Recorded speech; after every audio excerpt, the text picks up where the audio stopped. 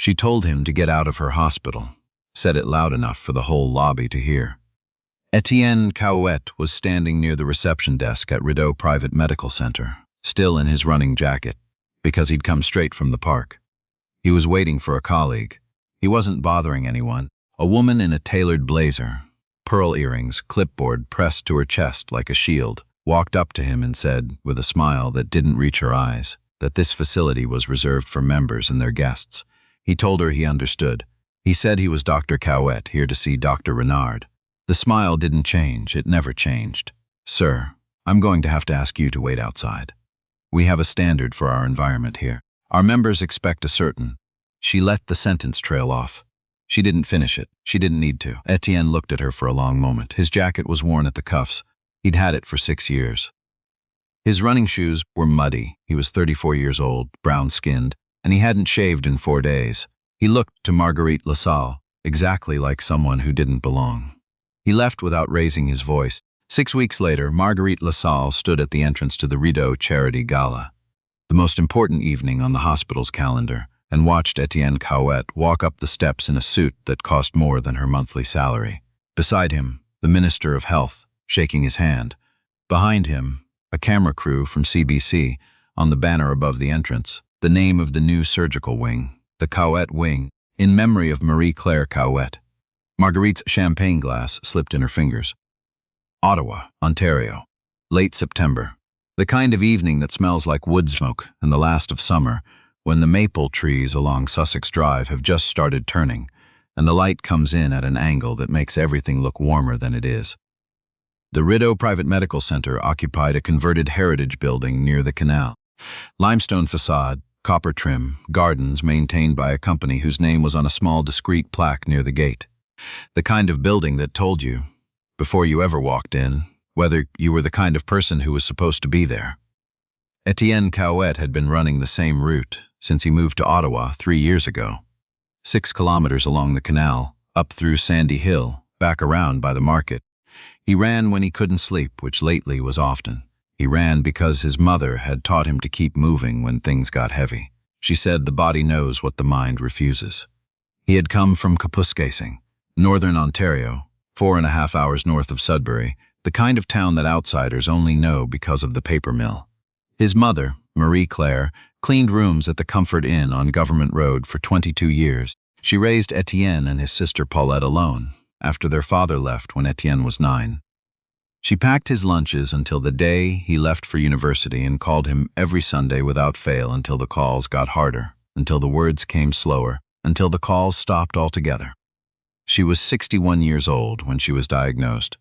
By the time the diagnosis came, it was too late for it to matter. Étienne didn't think about that when he turned off the canal path toward the Rune Center. He was thinking about a meeting. His colleague, Dr. Sylvie Renard, had asked him to meet her there before rounds. Something about the new cardiac protocol, a question about the research Étienne's foundation had been funding. He didn't think to change clothes. He'd done this before, stopped at a clinic in his running gear. Nobody had ever looked at him twice. He was wrong about that part. The lobby of the Rune Private Medical Center was all pale limestone and glass, a small waterfall feature near the entrance, fresh flowers on a table near the elevator. A security guard near the door, older man, barely glanced up. The receptionist was on the phone. Étienne stood near the desk and waited. That was when Marguerite Lassalle found him. She was the director of member relations.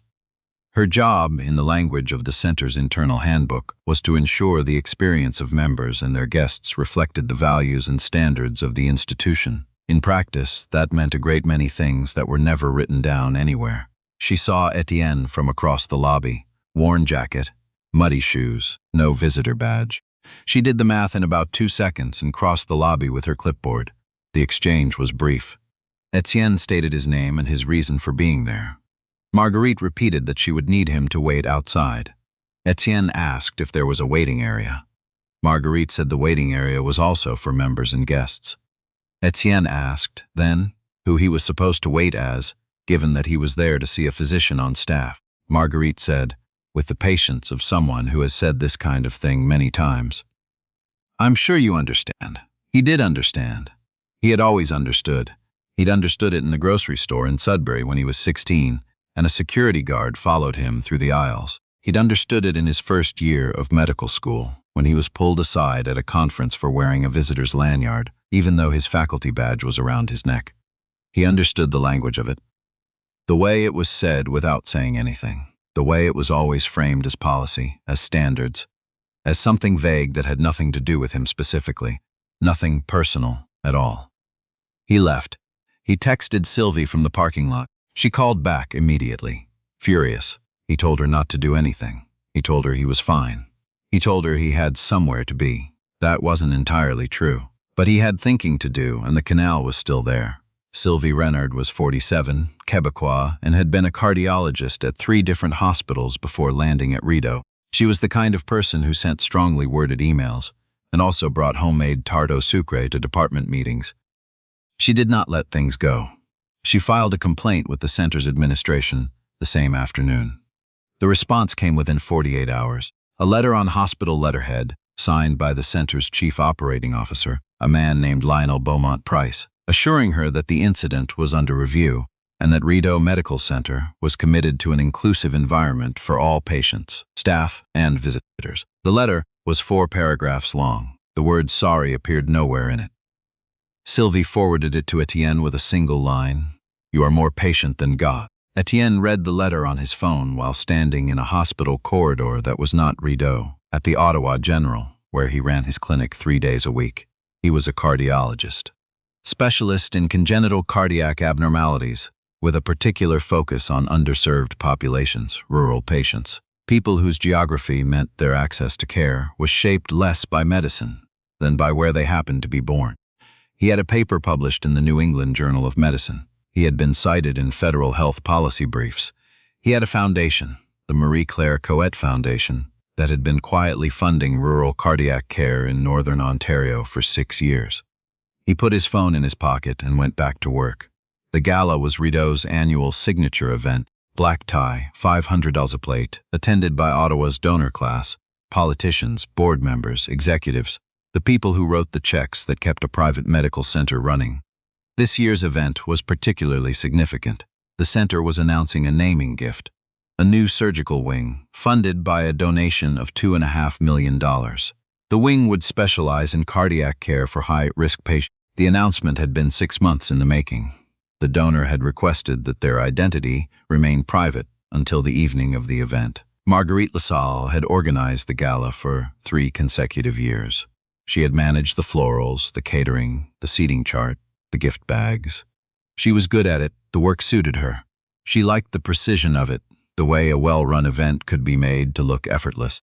She was standing at the entrance at 8 o'clock, clipboard in hand, checking names against the list when the black car pulled up. She saw the minister first, then the CBC camera, then the man walking up the steps, and her brain took a moment to process what she was seeing, the way a computer lags when it's asked to run 2 contradictory programs at once. Same face, same eyes, different clothes.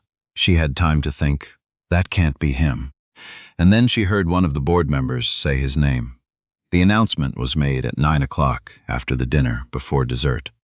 The president of the board took the podium and spoke about the center's commitment to expanding access to specialized cardiac care. He spoke about the generosity of private donors and the difference a single contribution could make.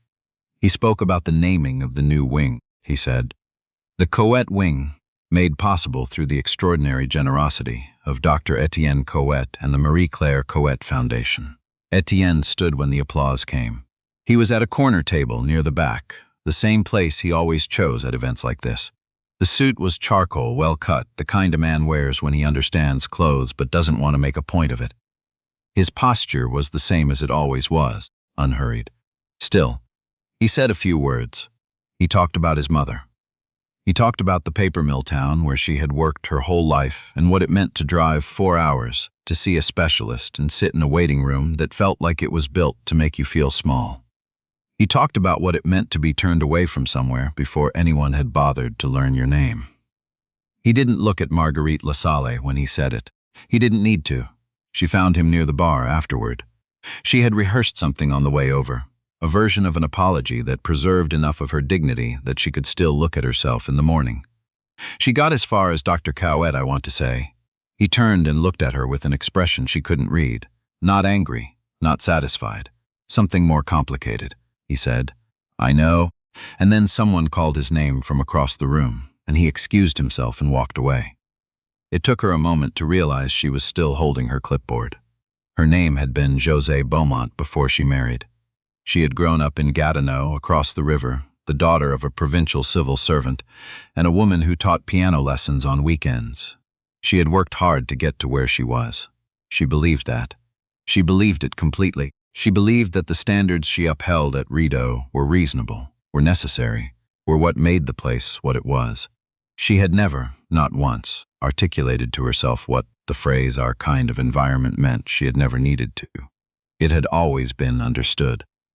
Standing in that lobby in September, looking at a man in a running jacket, she had made a decision in 2 seconds that had taken a whole lifetime to build. She didn't sleep well the night of the gala. The story broke the following Tuesday. Not in a major national paper, not yet. It started with a piece in a mid-sized Ottawa digital outlet, a journalist named Pratt, who covered health policy, and had been tipped by a source inside the hospital. Someone who had watched the lobby incident and waited to see if anything would come of it, and when nothing did, had decided to make something of it themselves. The piece was careful. It named the incident. It named the institution. It described the pattern, because there was a pattern. 3 separate complaints filed with the center's administration over the previous 4 years, all involving people of color, all resolved with the same form letter, all buried. A black nurse practitioner who had been asked to use a different entrance. A South Asian patient's family member directed to a lounge on the lower level. A First Nations elder whose visitor badge had been challenged by security despite being properly issued. 3 complaints, 3 form letters, 0 consequences. Pratt had obtained the letters through a Freedom of Information request. They were identical in structure. Committed to an inclusive environment. Under review. Thank you for your feedback. Étienne's office issued a single statement. Dr. Caouette has been made aware of the article and has no comment at this time. Sylvie forwarded it to him. He called her from his car. She said, "You should let me talk to them," he said. "Not yet," she said. Étienne. He said, "I know what I'm doing, Sylvie." He wasn't sure he knew what he was doing, but he knew what his mother would have said about it, and that was something. Lionel Beaumont Price, the COO, had the kind of face that looked permanently prepared to be photographed. 61, silver-haired, the son of an old Ottawa family that had held board seats at various institutions for 3 generations. He had seen situations like this before. Not this specific situation, but situations of this kind. Public attention, uncomfortable questions, the suggestion that something was wrong with something he had spent his career building. He knew how to manage it. You issued a statement, you hired a consultant, you waited for the news cycle to move on. He called Marguerite into his office on Wednesday morning. He closed the door, he said, "This needs to go away." Marguerite sat in the chair across from him. She had not slept properly in 3 days. She said, "I don't think it's going to go away, Lionel," he said. "It will if we handle it correctly." She said, "What does correctly mean?" He said, "It means we protect the institution." Marguerite looked at him. She had worked for this man for 4 years. She had seen him protect the institution before, and she knew what it involved. The slow disappearance of uncomfortable people, the quiet revision of records, the form letters, the waiting. She had been part of that machinery, and she had not questioned it, because she believed she was maintaining standards, not making choices. And there's a way of going through the world where those 2 things never have to be the same. She said, "The story is already in 3 national papers." Beaumont Price looked at her the way he always looked at people who said things he didn't want to hear, like they were speaking a language he had chosen not to learn. He said, "Then we need to get ahead of it." What came next was the kind of thing that should not have surprised anyone but did. An internal review was announced. An external consultant on institutional equity was retained. The center published a statement on its website that used the words "deeply committed" 7 times in 4 paragraphs. Beaumont Price gave an interview to a business publication in which he expressed that Rideau was an institution in the process of growth and learning, and that he welcomed the opportunity for reflection. He did not mention Étienne Caouette by name. He did not mention the complaints. He did not mention the form letters. But the source inside the hospital was still talking.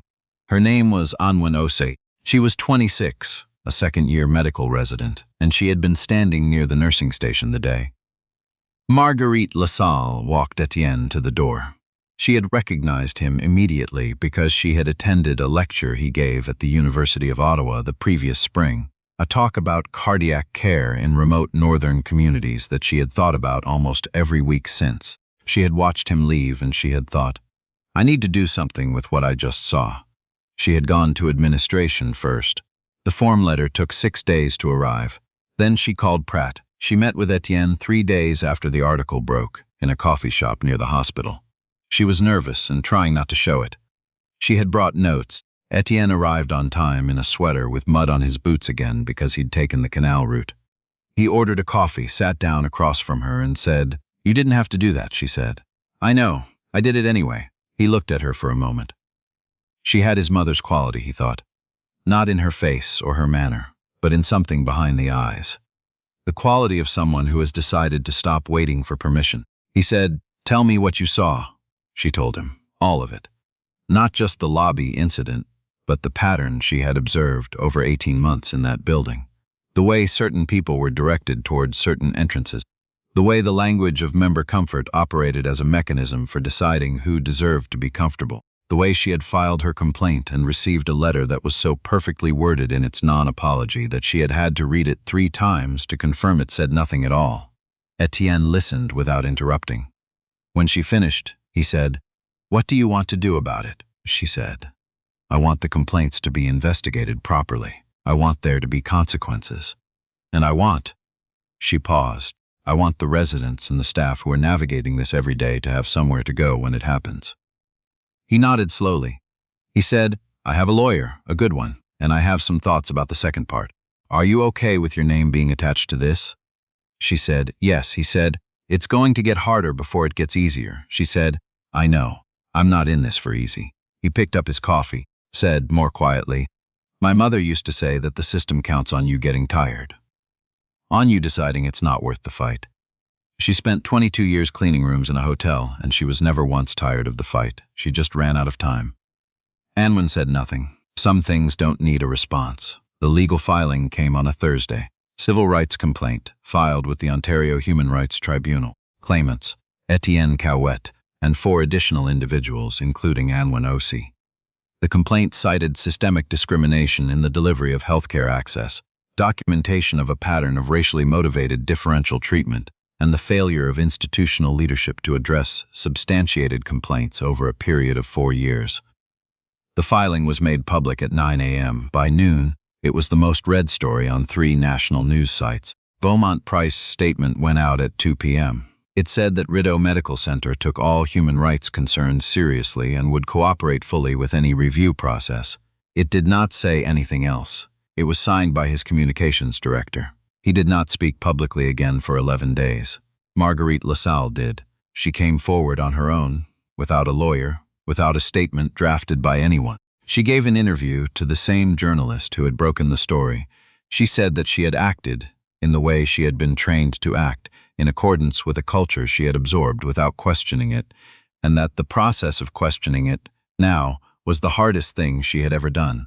She said she was sorry. She said it directly, without the architecture of non-apology that her institution had spent years perfecting. She said she was sorry to Dr. Caouette and to the others and to anyone who had walked through those doors and been made to feel like they didn't deserve to be there.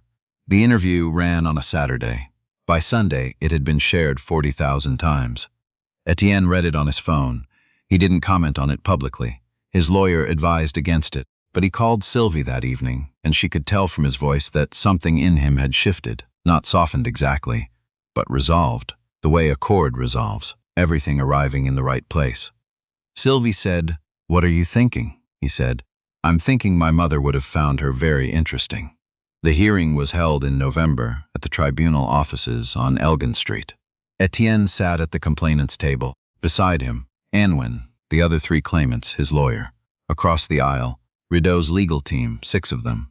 Behind the public gallery, filled past capacity, people standing along the back wall. The tribunal counsel presented the evidence methodically, the complaints, the form letters, The internal communications obtained through the litigation process, emails between Beaumont Price and his team in the days following the lobby incident, a thread that included the line, "Manage the optics," before Sterling's team gets wind of this.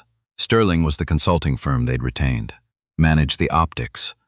Not look into what happened, not make it right. Manage the optics. Then came the exhibit that changed the temperature in the room, a policy document, internal, dated 3 years prior. The language was institutional, careful, legally insulated. Staff are empowered to ensure the center's environment reflects the experience expected by our membership and to take appropriate steps when this experience is at risk. Appropriate steps. Expected experience. Membership.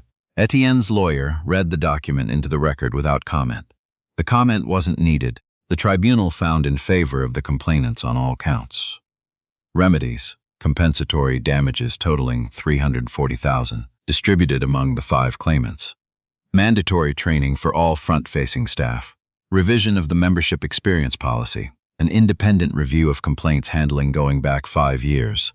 And a formal requirement to post the tribunal's findings publicly on Rideau's website for a period of not less than 12 months. Beaumont Price resigned the following week. The board accepted his resignation without a public statement.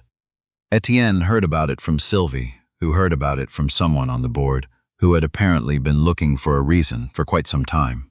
He was in his clinic in Kapuska King when he got the news. He went there twice a month now, since the foundation had expanded to fund a satellite cardiac care unit in the north. It operated out of a repurposed community health center on Government Road, 3 blocks from the hotel where his mother had worked for 22 years. He had chosen the location deliberately and told no one why. He stepped outside for a minute after Sylvie's call.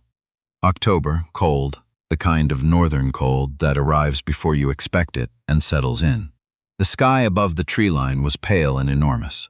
He stood in it for a while. He thought about his mother arriving at work in the dark. In weather like this, her breath visible, her hands already cold inside her coat.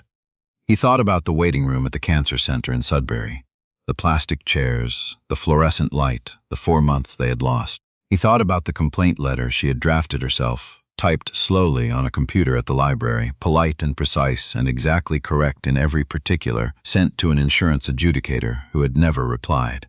He had the letter still. He carried it the way some people carry photographs. The Marie Claire Caouette wing opened on a Wednesday in December. The ceremony was small. Étienne had asked for that. No red carpet, no donor photography, no champagne and speeches until midnight. A short gathering, mostly staff, the 5 complainants, a few people from the community health sector, a handful of journalists who were allowed in on the understanding that they were there to cover what the wing was for, not who had paid for it. And when Osi was there, she had recently been accepted into a cardiology residency program, not at Rideau, at a hospital in Hamilton with a strong rural outreach mandate. She had Étienne to thank for the recommendation letter, though she would have found her way without it. Some people find their way. The wing had 8 beds, a surgical suite, and a patient navigation program designed specifically for people traveling from remote communities for cardiac care. The program covered accommodation, interpretation services, transportation coordination. The things that seem small until you are 400 kilometers from home and frightened and running out of money. Étienne said a few words. He talked about his mother again, briefly. He talked about the drive from Kapuskasing to Sudbury and what it felt like to make that drive when someone you loved was sick and the city you arrived in was not built to expect you. He talked about the idea that good medicine is not just about what happens inside the room. It is about whether you can find the room, whether you are allowed in. He stopped, looked at the new sign above the entrance. He said, she would have liked this very much. After, the small crowd dispersed. Journalists filed their pieces, staff returned to their floors. Anwen hugged him once, briefly, and left for the airport. Étienne stood outside in the cold for a while. Same running jacket. He hadn't replaced it. A reporter caught him on the way to his car, a young woman from a radio station, microphone extended. She asked what he hoped people took away from the last few months. He thought about it. He was quiet for long enough that she almost prompted him again. He said, I hope they take away that this isn't exceptional. That what happened to me happens to people every day, in hospitals and offices and lobbies all over this country. And most of those people don't have a foundation or a lawyer or a name that ends up on a building. Most of them just leave, like they were told to, and they go home and they carry it. He paused. He said, "My mother carried it her whole life. She carried it quietly because she had to, because she had 2 kids and a job and no time left over for the luxury of being angry in public. But she knew. She always knew. She just ran out of time to make anyone else know it too." He looked at the microphone for a moment, then past it at the lit windows of the hospital behind her. He said, "I had time, and I had resources she never had. So I used them. That's all this is." He got in his car and drove north. Some people, when they are turned away from somewhere, go home and stay quiet about it because they've learned over a lifetime that speaking costs more than silence. Étienne Caouette was one of those people. He knew how to be quiet. He had learned it the way his mother had learned it, not as defeat but as patience. The long patience of someone who understands that the right moment matters as much as the right action. The woman who turned him away had been efficient and polite and utterly certain. She had looked at him and made a decision in 2 seconds that she had never questioned, because the institution she worked for had given her no reason to question it. He didn't destroy that institution. He didn't need to. He let it stand in the light long enough for everyone to see what it was made of, and then he built something next to it that was made of something else. His mother used to say when they closed the door, "Find a wall and put a window in it." He found the wall, he put the window in, and he named it after the woman who taught him how.